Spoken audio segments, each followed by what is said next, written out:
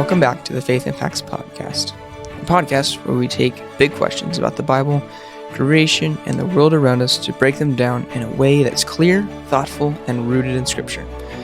I'm your host, and today we're diving into a question that almost everyone asks at some point. How old is the Earth? If you've ever talked with atheists, skeptics, scientists, or even other Christians, you've probably heard that the Earth is supposedly 4.5 billion years old. But if you grew up reading Genesis plainly, the timeline in Scripture seems to point to something far younger, thousands of years, not billions. So today, we're going to walk through what the Bible actually says, what young Earth creationists argue, what old Earth advocates believe, how genealogies give a timeline, what scientific claims say, and whether those methods are reliable, and how Christians can confidently defend a biblical worldview. Alright, now let's begin. When people debate the age of the Earth, it's rarely just about numbers. It's really about worldviews. This question determines how you see God's power, the authority of Genesis, whether death existed before Abraham, and whether the entire biblical narrative is a trustworthy historical account. This is why the age of the Earth is considered a foundational issue for Christians, because it directly connects to the trustworthiness of Scripture and the gospel itself. Genesis isn't written like poetry, metaphor, or a parable. It's written as a historical narrative. And as Ken Ham frequently points out, the real debate is not science versus the Bible. It's man's interpretation of evidence versus God's clear eyewitness account. So let's walk through God's eyewitness account for a second, shall we? Let's start at the core. Genesis 1:1 says, "In the beginning, God created the heaven and the earth." Right away we have a starting point, a beginning, a real moment in time.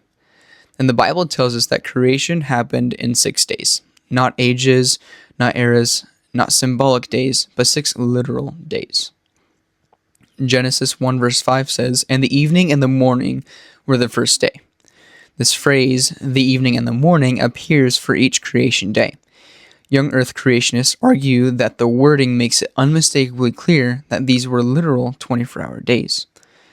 The Hebrew word yom, meaning day, can have multiple meanings depending on context. But when used with a number and the phrase evening and morning, it consistently refers to a literal 24-hour day throughout the whole Old Testament. Young Earth scholars such as Ken Ham and Hebrew experts like Dr. Stephen Boyd argue that the grammatical structure of Genesis 1 fits normal historical narrative, not poetry or allegory. Boyd's statistical linguistic study suggests that Genesis 1 strongly functions as narrative, not poetic metaphor. Also, Exodus 20:11 explicitly grounds the human work week in God's 6 days of creation and the 7th day of rest, reinforcing that the days were ordinary days. While some Christians hold to longer ages, the plain reading of the Hebrew text naturally supports a literal week. But the timeline doesn't stop with Genesis 1.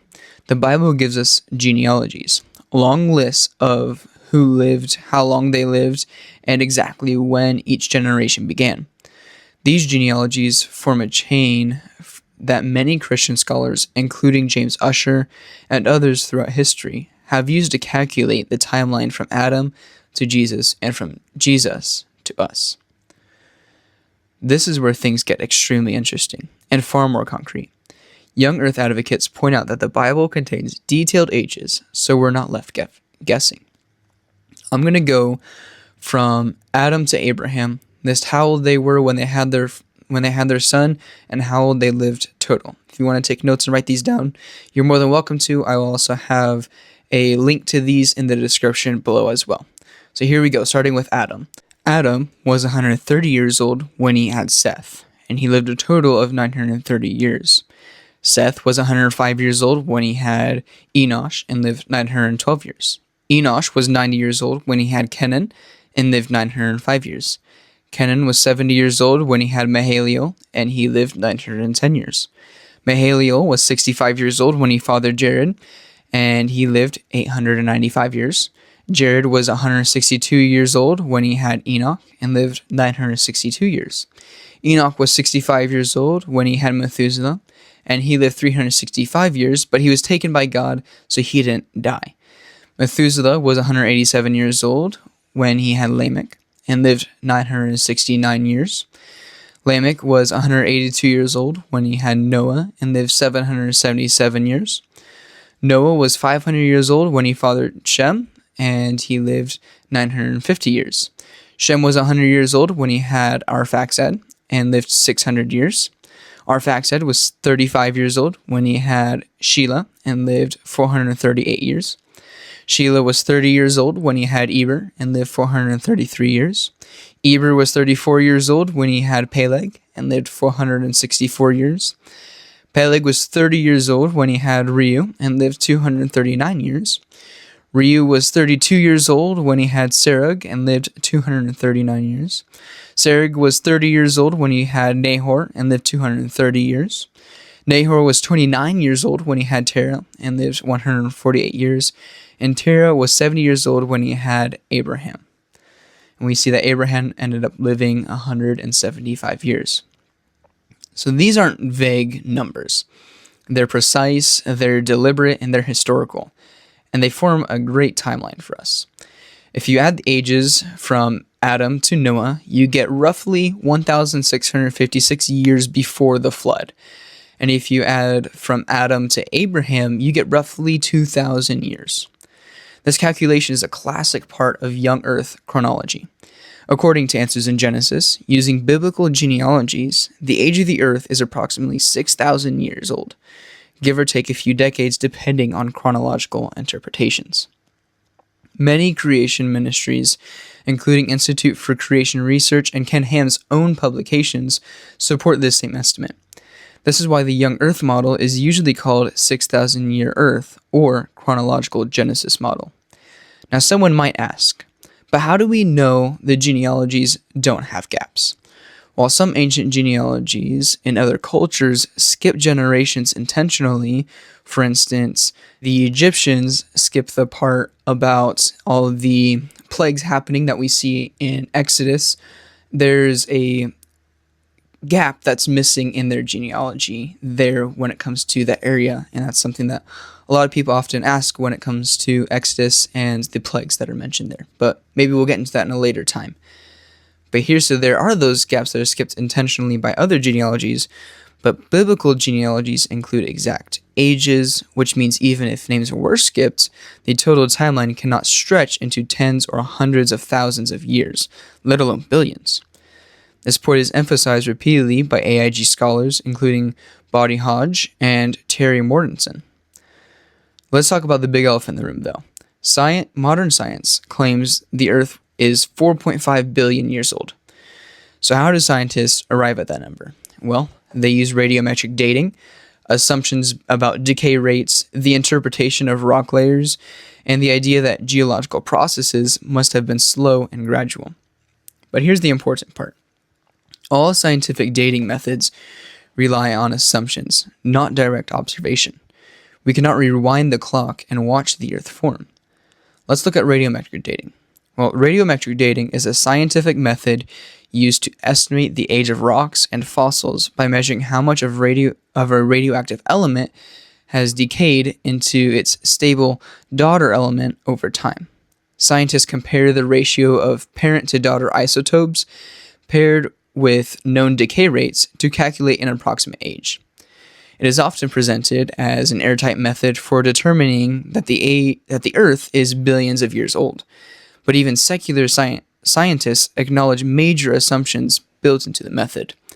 According to Answers in Genesis, every radiometric dating technique requires three key assumptions: the initial amount of parent isotope, the consistency of the decay rate, and the closed system isolation of that rock. If any of these assumptions are off, even slightly, the resulting dates can be dramatically different. Creation researchers point to examples where volcanic rocks of known modern ages have been incorrectly dated at hundreds of thousands or even millions of years. This suggests that the method is not as foolproof as people often claim. Also, rate radioisotope and the age of the Earth researchers report evidence of helium retention and zircon crystals, something that, according to their argument, implies a much younger age for the Earth because the helium should have escaped long ago if the rocks were truly billions of years old. This is a key apologetics argument that creation ministries often use. Another argument evolutionists use is cosmic age and the starlight argument. One of the most common objections to a young universe is the question of distant starlight. If some stars are billions of light years away, how can we see their light in a 6,000-year-old universe? Creation astronomers offer several explanations.